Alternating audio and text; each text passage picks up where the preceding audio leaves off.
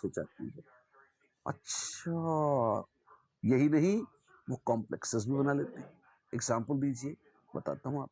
जैसे देखिए, आपके पास है SiCl4 मान लीजिए, है ठीक है। पानी आया, टैंक टैंक टैंक, सिलिकॉन से बॉन्ड बनाया, तो क्या होगा, सिलिकॉन Cl पानी में जैसे बॉन्ड बनेगा OH2 का, OH2 पे प्लस आ जाएगा, सिलिकॉन पे माइनस, सिलिकॉन से Cl माइनस भाग जाए तो एक HCl निकल जाएगा। अच्छा, तो ये हुआ, जी हाँ। तो H कहां से आया, H2O ने एक H प्लस दे दिया, क्लोराइड आयन निकल गया, उसने HCl बना दिया। ये तो हाइड्रोलिसिस हो गई जी, यही तो हम कह रहे थे। तो यहां तो एक हुई है, ऐसे ही एक एक करके 4 पानी के मॉलिक्यूल आएंगे और चारों Cl को भगा देंगे। अच्छा, ऐसा है जी हाँ, बिल्कुल। तो आपको मिल जाएगा SiOH, OH, OH और OH, SiOH होल 4। हाँ, अब ये मैं आपको बताना चाहता हूं कि सिलिकॉन के साथ OH के जो बॉन्ड्स हैं वो अनस्टेबल होते हैं। अच्छा, तो ये पॉलीमराइज कर जाता है। कैसे, HO, Si, टिंग टिंग टिंग, इनमें से पानी निकलने लगता है। अच्छा, और क्या बनेगा, आप देखिए, ये साइन O साइन ऐसे कुछ बनाने लगते हैं, जो भी यहाँ OH OH हो रहा हो, जो भी होता है इस तरीके से।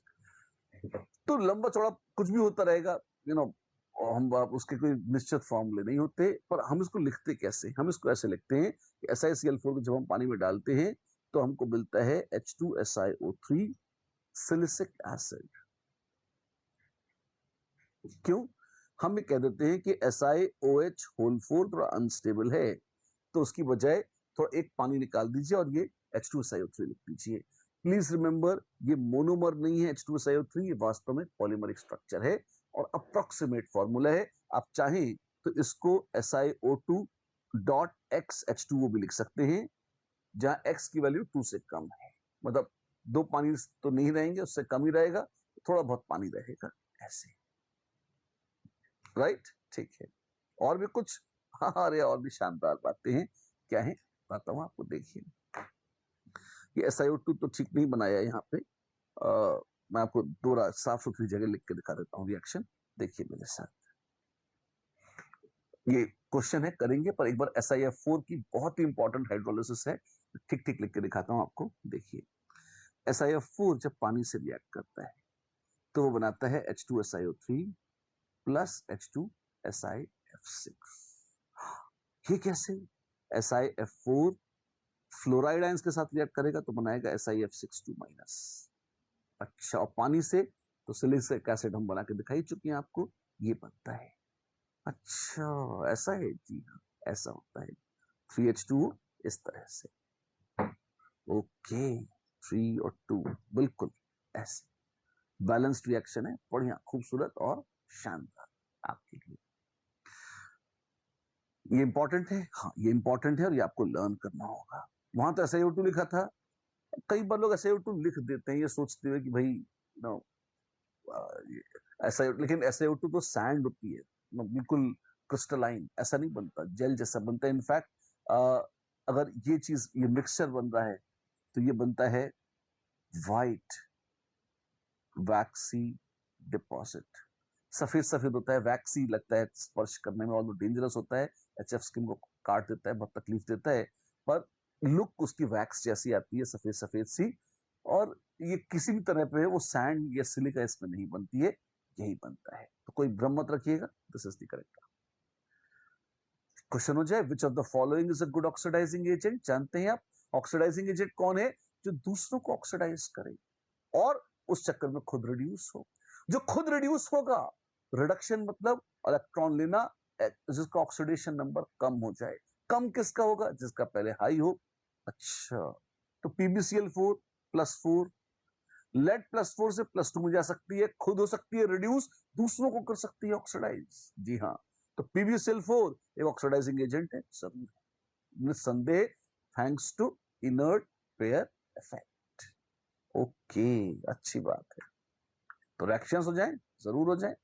ऑक्सीजन से कैसे रिएक्ट करते हैं, सारे के सारे बनाते हैं ऑक्साइड्स, अगर गर्म किया जाए, अक्सर डाइऑक्साइड और कभी कभी मोनोऑक्साइड बन जाती है। जैसे E plus O2 gives you EO2, कभी कभी E plus half O2 can also give you EO। सारे अक्सर एग्जाम्पल दो ढंग से, ऐसे C plus O2 से CO2 बनती है, लेकिन C plus half O2 से कार्बन मोनोऑक्साइड भी बन सकती है। हाँ जी, प्लीज नोट SiO या GeO नहीं बनते, ये स्टेबल नहीं। अच्छा, तो सिर्फ SiO2 या GeO2 ही बनाएंगे? हाँ, लेकिन अगर आप टिन और लेड की बात करो, उनकी कहानी बड़ी प्यारी है। लेड को अगर आप देखोगे, Pb plus half O2 will give you PbO। ये पीले रंग का सब्सटेंस होता है जिसे लोग बोलते हैं लिथार्ज, हाउ लेथार्जिक जो भी है ना। फिर अगर आप और इसमें O2 डालोगे लगभग 380 डिग्री पर, तो ये बनाता है Pb3O4 which is red lead. अच्छा, Pb3O4, जी हाँ, रेड लेड कहते हैं इसे। और इसी में अगर आप O2 अंडर प्रेशर डाल दोगे तो PbO2 बना लेगा, जिसका रंग होता है ब्राउन। तो थोड़ा अजीब सा रिएक्शन है लेड का, क्योंकि लेड की दो ऑक्सीडेशन स्टेट्स हैं और मोर स्टेबल कौन सी है? +2। तो +2 पहले बन जाती है, और मोटिवेट करो, धक्का मारो तो रोते पीटते हो थोड़ा बहुत +4 में जाना शुरू करता है। जैसे Pb3O4 क्या है? Pb3O4 is PbO plus PbO2, 2 times PbO plus PbO2, ये है Pb3O4। अच्छा, मिक्सचर, ठीक है, जैसा भी है। एक और बात, CO2 कैसी है? एसिडिक है, और CO कैसी है? न्यूट्रल है। अच्छा, तो जैसे जैसे ऑक्सीडेशन नंबर बढ़ जाता है वैसे वैसे एसिडिक स्ट्रेंथ बढ़ जाती है। हाँ, ये तो सही है। ऑक्सीडेशन, हायर ऑक्सीडेशन नंबर के oxides are more acidic than lower oxidation number वाला ऑक्साइड्स। ठीक है, नो प्रॉब्लम। प्रॉब्लम तो क्या हो गया, है ना। CO2, SiO2, GeO2, लोग एसिडिक बोल देते हैं इन्हें, ऑल दिस पे संदेह है, कई बार इनको भी एम्फोटिक बोला जाता है। ठीक है, let's not fight over this. SnO2 and PbO2 classical amphoteric nature कहा जाता है इनका, क्यों? क्योंकि ये एसिड और बेस दोनों से रिएक्ट कर जाते हैं, राइट। +2 का ऑक्साइड देखें, ये कोई बहुत ज्यादा अच्छे नहीं होते, तो इनकी बात करना बेजा है। कार्बन मोनोऑक्साइड न्यूट्रल है ना। GeO लिख तो दिया है, एसिडिक है, अगेन रेयर मॉलिक्यूल है, याद रखने की आवश्यकता नहीं है। टिन और लेड ये मोस्ट इंपॉर्टेंट है। और क्या, टिन और लेड कहीं भी हो, +2 में हो या +4 में, वो एम्फोट्रिक ही हैं, ये बात याद रखने वाली है ना। ये कूड़ा है, छोड़ दीजिए, ये काम का है और ये काम का है। डन। अच्छा, कोई एग्जाम्पल? एग्जाम्पल बहुत सारे एग्जाम्पल दे सकते हैं, पर एक छोटी सी चल चलती बात बता दें आपको। एक जमाने में प्रोड्यूसर गैस का बड़ा चलन हुआ था, आजकल काम तो कम आती है पर एग्जामों में आ जाती है। अच्छा, क्या होता है? कोयले जला रहे हैं जी, अब हवा में अगर आपको याद हो लगभग 80% नाइट्रोजन और 20% ऑक्सीजन होती है। हाँ जी, तो 1:4, ये जो आपको दिख रहा है ना, 1:4 का जो मोल रेशियो है ना, और कुछ नहीं, हवाओं में, एयर में जो रेशियो है उतना ही होता है, और तो वही है लगभग, है ना। तो कोयलों को जलाने के लिए आपने उसमें हवा गुजार दी, कम कम हवाएं दी, गरम गरम लाल तपे हुए कोयले, 1000 डिग्री सेल्सियस टेम्परेचर। क्या होता है? कोयले कम हवा में जलकर CO बनाते हैं, और N2 अलग से मिलाई नहीं गई है किसी षड्यंत्र से, हवा उठाई और डाल दी, और हवा में N2 थी तो पड़ी रही, अपने किसी काम की नहीं है। पर जो मिक्सचर मिलता है वो मिक्सचर कहलाता है प्रोड्यूसर गैस। अच्छा, क्या प्रोड्यूस करते हैं? हीट वीट प्रोड्यूस करते हैं लोग, इसे जला के कार्बन मोनोऑक्साइड यूज करनी होती है तो ले लेते हैं। ठीक है, we are not complaining. N2 का क्या रोल है? N2 का कोई रोल नहीं है, वो तो एयर को लिया था तो N2 मुफ्त में आ गई उसके साथ और पड़ी हुई है, इतना ही रोल है और कोई रोल नहीं है इसका, वो इनर्ट गैस के माफिक पड़ी रहती है। ठीक है, तो बच्चा लोग, ये तो थे रिएक्शंस विद ऑक्सीजन। पानी के साथ भी कुछ होता है, हाँ, क्या नहीं होता। कोयलों के ऊपर से अगर गरम गरम लाल तपे हुए कोयलों पे से स्टीम गुजारोगे, जी हाँ, याद आ गया आपको, वाटर गैस बनती है, CO प्लस H2। बाकी लोग क्या करते हैं? बाकी लोग अगर सिलिकॉन है, जर्मेनियम है, टिन है, लेड, एकदम लाल तपा दी जो स्टीम गुजारी है, वो भी EO2 बनाते हैं और हाइड्रोजन लिबरेट कर देते हैं। अगेन, सिलिकॉन, जर्मेनियम और टिन इनर्ट पर इफेक्ट दिखाती है लेड, लेड तो कुछ भी नहीं करती, हड़ताल करके बैठी रहती है। ठीक है, लेड का क्या होता है, लेड में बहुत दम नहीं होता। इलेक्ट्रोकेमिकल सीरीज में अगर आप देखेंगे, रिएक्टिविटी सीरीज में, तो लेड हाइड्रोजन के बहुत पास में है, तो लेड की हाइड्रोजन को रिड्यूस करके बाहर ले जाने की शक्ति कोई बहुत खास है नहीं, तो कुछ होता ही नहीं, उसका पड़ी रहती है। कार्बन, सिलिकॉन और जर्मेनियम, कोयले में पानी डाल दीजिए तो क्या होता है, कुछ नहीं होता, पड़े रहते हैं। इनका पानी से कोई रिएक्शन होता है ना, कुछ नहीं होता। ठंडे पानी से, मतलब बर्फ पड़ा हुआ नहीं, नॉर्मल रूम टेम्परेचर पानी है तो वो कुछ नहीं करता। टिन का होता है ना, घर पे टिन की शीट वीट डालते हैं लोग, छतों पे डाल देते हैं, टेम्परेरी शेड वेड बनाते हैं, तो पानी बरसता है, बरस जाता है, कोई दिक्कत नहीं है। तो टिन भी रिएक्ट करता है पानी से ना, नहीं करता, कुछ नहीं होता। अच्छा, लेड, लेड का भी कुछ नहीं होता है वैसे तो एज सच, ठंडे पानी से या नॉर्मल टेम्परेचर पे नहीं, स्टीम से रिएक्ट किया करते थे, कौन, कोयले करते थे। और अड़ जाओ तो सिलिकॉन जर्मेनियम भी रोक पीट के कर ही देंगे, but otherwise we are not interested.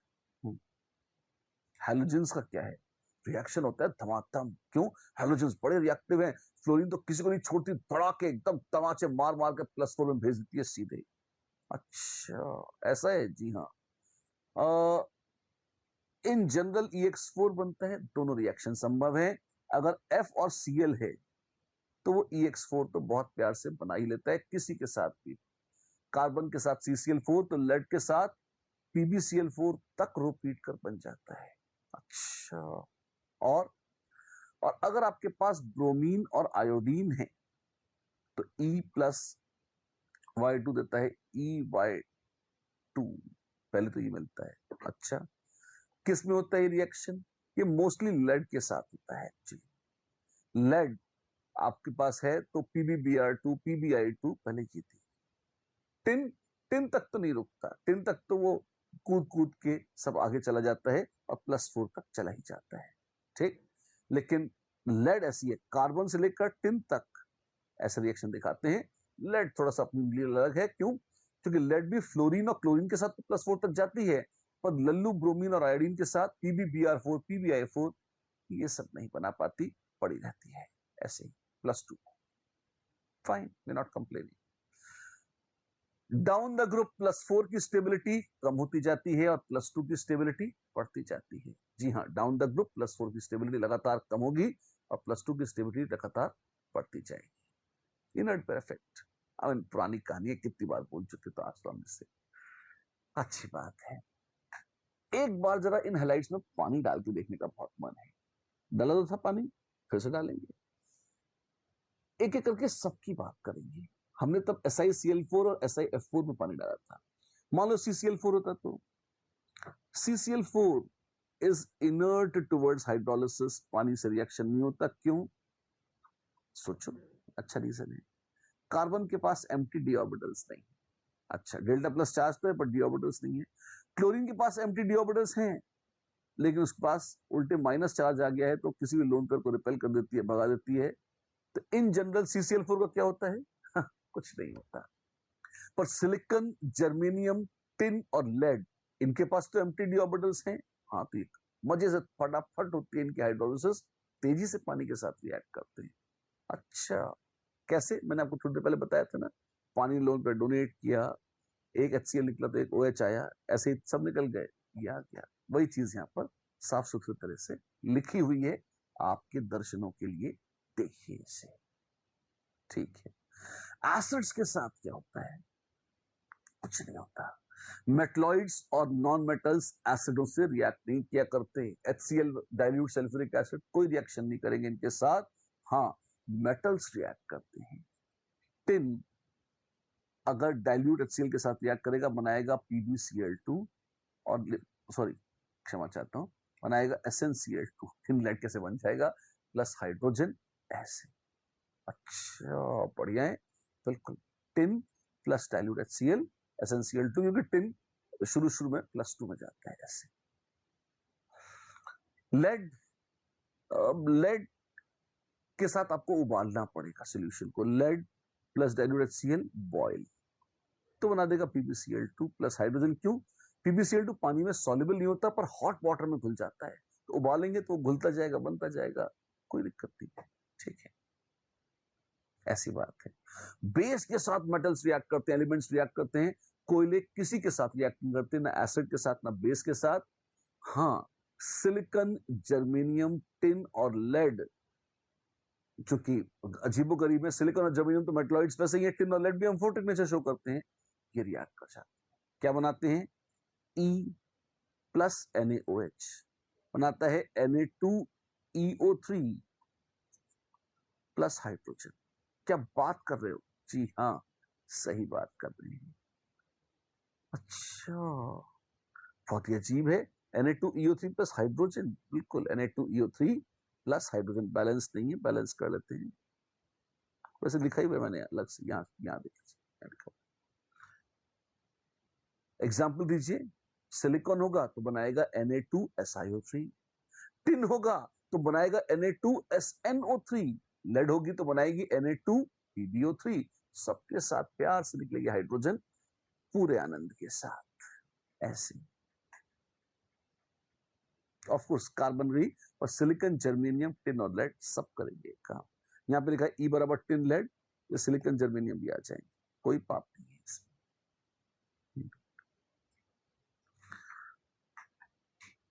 एक क्वेश्चन है, CCl4 is inert towards hydrolysis, ठीक है, but SiCl4 is readily hydrolysed. क्यों? CCl4 में कार्बन के पास एम्प्टी ऑर्बिटल्स नहीं होते, सिलिकॉन में होते हैं। Carbon can not expand the octet but silicon can, yes. इसीलिए सिलिकॉन लोन पेयर एक्सेप्ट करता है पानी से, कार्बन नहीं करता, तो वो कुछ नहीं करता। अब आते हैं एक बहुत ही रोमांचक मोड़ पर। जी हाँ, हम बात करने वाले हैं कार्बाइड्स की। वाओ, क्या है कार्बाइड्स, कैसे करते हैं, क्या करते हैं ये? प्यारी चीजें carbides. Binary compounds of carbon, जिसमें कार्बन माइनस चार्ज धारण कर रहा है, यानी कि अपने से लेस इलेक्ट्रोनेगेटिव एलिमेंट्स के साथ अगर कार्बन कंबाइन कर रहा है, जुड़ा हुआ है, तो सारे कंपाउंड्स कहलाते हैं कार्बाइड्स। लेस और सिमिलर इलेक्ट्रोनेगेटिविटी के कंपाउंड्स के साथ या एलिमेंट्स के साथ जो बाइनरी कंपाउंड्स बनते हैं कार्बन के, वो है कार्बाइड्स। और कार्बाइड्स तीन तरह के हैं। आयनिक कार्बाइड्स, जिसमें बकायदा कैटायन एनायन है। कोवलेंट कार्बाइड्स, जैसे मीथेन, जिसमें कार्बन इलेक्ट्रोनेगेटिव ज्यादा है, नॉर्मल कोवलेंट बॉन्ड है। और एक आयनिक कोवलेंट के साथ मेटलिक बॉन्डिंग थी, तो मेटलिक कार्बाइड्स। इंटरस्टिशियल कार्बाइड कहते हैं लोगों ने, जो कि मेटल्स के एटम्स, अगर जैसे लोहे का क्रिस्टल है तो बीच बीच में जो जगह खाली है वहां घुस जाता है कार्बन, बोल देते हैं इंटरस्टिशियल कार्बाइड। अच्छा बोलते हैं। आयनिक कार्बाइड्स कई तरह के हो सकते हैं, और जैसे जैसे मिथेनाइड्स, जैसे एसिटलाइड्स, और जैसे अलाइलाइड्स, या इन्हें एलिनाइड भी बोलते हैं। एलाइलाइड ऑफिशियल नाम नहीं है, एलिनाइड इज अ बेटर नेम। ये क्या है? C3 4-, इस तरह का स्ट्रक्चर होता है। ऐसे देखिए, गजब है, बहुत सारे हैं। एक बार बात हुई है, एस ब्लॉक में इनकी बात करी है हमने, मिथेनाइड्स, एसिटलाइड्स और एलिनाइड्स अलग से नहीं बोले थे, ताकि एक एक करके बोलते हैं। आइए यहां देख लीजिए। अच्छा, आयनिक कार्बाइड्स कैसे बनते हैं, तीनों के बारे में जानने पड़ेगा, बिल्कुल। तो जो मोस्ट इलेक्ट्रोपॉजिटिव एलिमेंट्स हैं, जैसे एस ब्लॉक वाले या एल्यूमिनियम, गैलियम, ये बड़े इलेक्ट्रोपॉजिटिव हैं। इनके साथ अगर मेटल किया, या इनके मेटल ऑक्साइड्स के साथ कार्बन को हीट करो, कार्बाइड्स बन जाते हैं। अच्छा, जैसे जैसे देखिए, Al2O3 plus carbon 2000 degree Celsius तक गर्म बनेगा Al4C3, और CO, ऑक्सीजन CO बनाकर उड़ जाएगी। और इस Al4C3 में अगर आप पानी डालेंगे, ये रिएक्शन बताया है हमने पहले आपको, है? हाँ, एस ब्लॉक में बोला है। तो क्या होगा?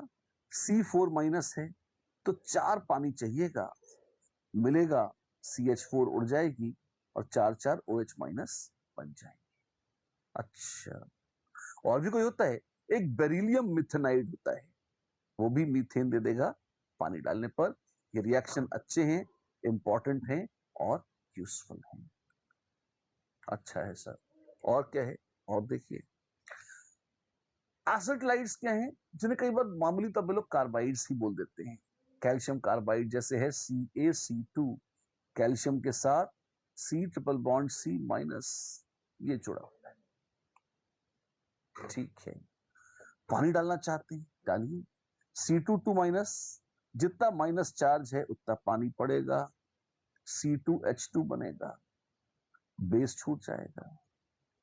ठीक है, कैल्शियम हाइड्रोक्साइड प्लस C2H2, ऐसे। एलाइड्स या एलिनाइड्स, नाम से स्पष्ट है, ये हाइड्रोलिसिस पर दे देंगे एलीन C3 4 माइनस। जी हाँ, 4 माइनस है तो H प्लस पानी 4 लीजिए, C3H4, इस तरह से बनेगा। हाइड्रोलिसिस पर एक क्षण के लिए तो बनेगी एलीन, पर एलीन अनस्टेबल होती है तो वो टॉटोमराइज कर जाती है और बना लेती है प्रोपाइन। इसी के चलते कभी कभी लोग इसे प्रोपाइनाइड भी बोल देते हैं, उनकी इच्छा है जो भी है। तो भाई लोग, ये तो क्या हुए आयनिक कार्बाइड्स। आयनिक कार्बाइड्स की कैरेक्टरिस्टिक्स, जितने भी आयनिक कार्बाइड्स हैं ये सारे के सारे मस्त हाइड्रोलिसिस होती है, पानी डालते ही पागलों की तरह रिएक्ट करते हैं और हाइड्रोकार्बन दे देते हैं। जी हाँ, वो हाइड्रोकार्बन दे देते हैं। ठीक है, कोवलेंट कार्बाइड क्या होते हैं जी? कोवलेंट कार्बाइड वो हैं जिसमें कोवलेंट नेटवर्क सॉलिड बनाते हैं कार्बन के एटम्स, जैसे जैसे सिलिकॉन कार्बाइड या B4C। ये क्या है बताता हूं। डायमंड का स्ट्रक्चर याद है आपको? डायमंड्स का क्या होता है, एक कार्बन टेट्राहेड्रली जुड़ा हुआ है 4 अलग अलग कार्बन से, और ये कार्बन भी टेट्राहेड्रली जुड़ा हुआ है 4 अलग अलग कार्बन से। अच्छा जी, और ये कार्बन भी टेट्राहेड्रली जुड़ा हुआ है 4 अलग अलग कार्बन से। तो सारे इंटर 1 से 2, 2 से 4 करके एक वाइड 3D नेटवर्क बन जाता है। हम कहते हैं जायंट 3 डायमेंशनल स्ट्रक्चर बन जाता है। ठीक है, सब तरफ से एक्सटेंसिव बॉन्डिंग। इसी में अगर आधे कार्बन हटा के आप आधा सिलिकॉन रखते हैं, क्या हम ऐसा कर सकते हैं? हम क्या नहीं कर सकते अगर हम चाहें तो।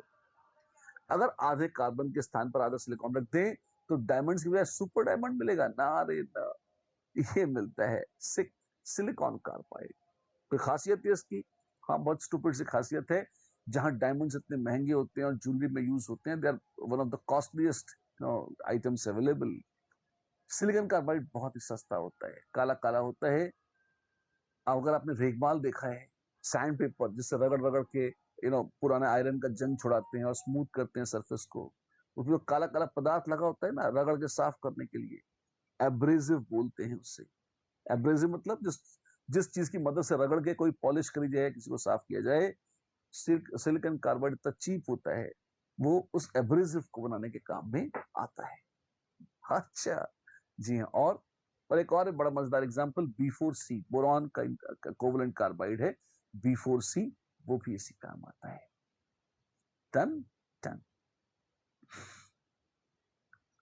इंटरस्टिशियल या मेटलिक कार्बाइड्स क्या है?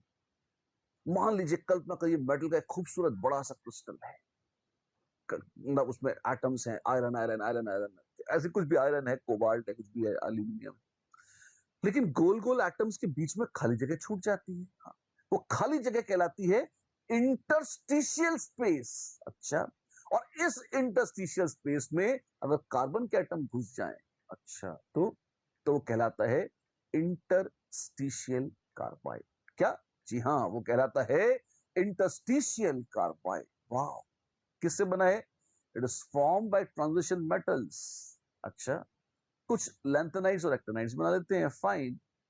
जैसे आप स्टील बनाते हैं ना, तो लोहे में कार्बन भी मिलाते हैं। अच्छा, तो वो इंटरस्टिशियल कार्बाइड है। अच्छा अच्छा, ऐसी बात है। जी हाँ, अब ये सब करेंगे तो क्या मेटल खत्म हो जाएगा? नहीं, मेटल लश्कर बनी रहेगी, इलेक्ट्रिकल कंडक्टिविटी बनी रहती है, इसमें कोई बात नहीं है। ठीक है, फाइन। अच्छा, एक बात बताओ, कार्बन एटम्स जब इंटरस्टिशियल स्पेसेस में घुसते हैं तो क्या इससे मेटल की प्रॉपर्टीज चेंज होती हैं, कई बार मेटल बहुत कठोर हो जाता है, ये तो पक्का है। पिग आयरन वगैरह ब्रिटल भी हो जाते हैं, ये भी संभव है। और क्या वो ओरिजिनल लैटिस को थोड़ा डिस्टॉर्ट कर सकते हैं, चेंज कर सकते हैं? कर सकते हैं, ये भी संभव है। बहुत कुछ संभव है, नो डाउट, है ना। अल्टीमेटली मेटल एटम्स के क्रिस्टल में अगर खाली जगह में कहीं कहीं कार्बन घुस जाए तो वो कहलाएगा इंटरस्टिशियल कार्बाइड। जैसे स्टील है या रॉक या पिग आयरन है, ये भी इंटरस्टिशियल कार्बाइड ही है एक्चुअली। अच्छा, एक क्वेश्चन इसी बात पे, number of compounds producing a gas on hydrolysis with water is. इससे मीथेन बनेगी, इससे C2H2 बनेगी, इससे C3H4 बनेगी, इसकी हाइड्रोलिसिस नहीं होती। डाइबोरिन से हाइड्रोजन बन जाएगी, और Fe3C ये इंटरस्टिशियल कार्बाइड है, इसकी भी हाइड्रोलिसिस नहीं होगी। कितने? 4। 4 इज द आंसर। अच्छा, ऐसा है, जी हाँ, ऐसा है। And this amazingly brings us to the very strange and anomalous behavior of carbon. इतने खानदानों की हम चर्चा कर चुके हैं कि कार्बन का आपको आइडिया तो हो ही गया होगा। हमने लिथियम के, बेरिलियम के और बोरॉन के एनॉमलस बिहेवियर की चर्चा करी है। उसी परंपरा में, उसी स्टाइल में, उसी अदाओं के साथ आइए देखिए बात करते हैं कार्बन की। कार्बन पहला मेंबर है तो नखरे तो करेगा ही, तो साइज छोटा है, फिर एम्प्टी डी ऑर्बिटल्स नहीं है, आयनाइजेशन एनर्जी ज्यादा है। इसी के चलते जो है ड्रामा अलग ही चलता है कार्बन का। क्या अलग है और किससे मैच करता है, थोड़ी बात कर लेते हैं, आइए देखिए। कार्बन 4 बॉन्ड्स बना सकता है, ठीक है, तो उसकी मैक्सिमम कोवेलेंसी कितनी है? 4। बाकियों के पास उनकी जगह की टुकड़ी डी ऑर्बिटल्स हैं एम्प्टी, इनके साथ वो ऑक्टेट एक्सपैंड कर सकते हैं और 6 बॉन्ड्स तक बेशरम बना लेते हैं। अच्छा, एक बात और है जो कार्बन को बहुत फर्क बना देती है, छोटा एटम है, वो पाई बॉन्ड्स बना सकता है, C double bond C, C triple bond C, C double bond O, triple bond O, C double bond N, triple bond N, ऐसे बॉन्ड्स बना लेता है। सिलिकॉन, जर्मेनियम, टिन और लेड में तो आपस में न किसी दूसरे एलिमेंट के साथ अच्छे स्टेबल डबल या ट्रिपल बॉन्ड्स नहीं बना पाते। ये एक बहुत बहुत बहुत बड़ा पाप है जो बाकियों के सिर है। कार्बन इस मामले में उस्ताद है और सबसे हटके है, सबसे अलग है। अच्छा, बढ़िया है, बड़े वाले पाई बॉन्ड्स नहीं बनाते, ठीक है। तो इन सब बातों के चलते कार्बन एक बहुत बहुत बहुत ही मजेदार प्रॉपर्टी दिखाता है जिसको हम कहते हैं catenation. What is catenation? The property of direct bonding between atoms of same elements is called catenation. Same element है, वही direct, like C C C C C C C bridge खाली क्या जो भी है, 10, 20, 25, 50, 100, 1000, लाख, करोड़, जितने भी एटम्स है, दे बॉन्ड बनाए चले जा रहे हैं, कोई दिक्कत नहीं हो रही एक दूसरे से।